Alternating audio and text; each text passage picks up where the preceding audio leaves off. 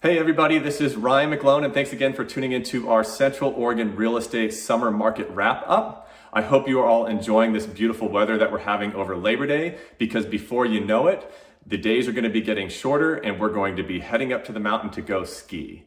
So when we take a look back at the last couple of months in the real estate market, I think there are two metrics that I wanted to talk about today that I think really tell the story, a little bit of the story about what's going on in our market. And those metrics are the median sales price for a home in Bend, as well as the number of new listings that are hitting the market each month. And there's one key denominator that's really impacting both our median sales price and at the same time the number of new listings that are hitting the market each month.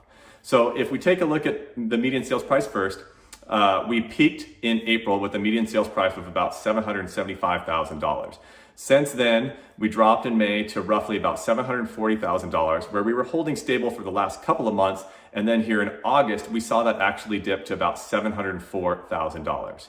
Now, what could be impacting this? Well, the big elephant in the room obviously is interest rates. So as interest rates have climbed up, we've seen that median sales price stagnate, and now we're seeing it drop a little bit as buyers either hold back and wait to see what's going on, or they are actually priced out of the market due to that rising rate environment.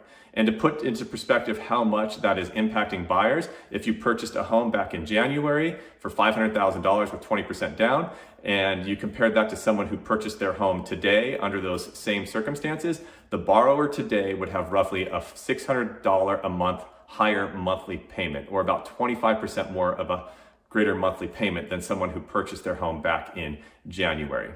Now, at the same time, we also think that interest rates are impacting the number of new listings that are hitting the market each month. So in both July and August, we saw a rather sizable reduction in new listings to market each month. In fact, in August, that reduction was well over 30%. Now, how are interest rates impacting this or causing this to happen? Well, that's because a lot of sellers or would-be sellers who are looking to sell their home or potentially upgrade their home with a new home are being influenced by that same rising rate environment. A lot of these sellers are locked into sweetheart mortgages that they picked up over the last 2 years during the during the big refi boom that we had. And when they look at making that upgrade or maybe moving out of state or moving to another area of town, they just don't see the benefit of doing it because the cost of borrowing money is so high. So it's kind of weird to be seeing your actual sales prices dip a little bit at the same time that we see that inventories may actually start tightening up as fewer listings hit the market, but we do see that interest rates are impacting both of this. So what does that mean as we look into the fall and into the future? Well, I think it really could go two different ways.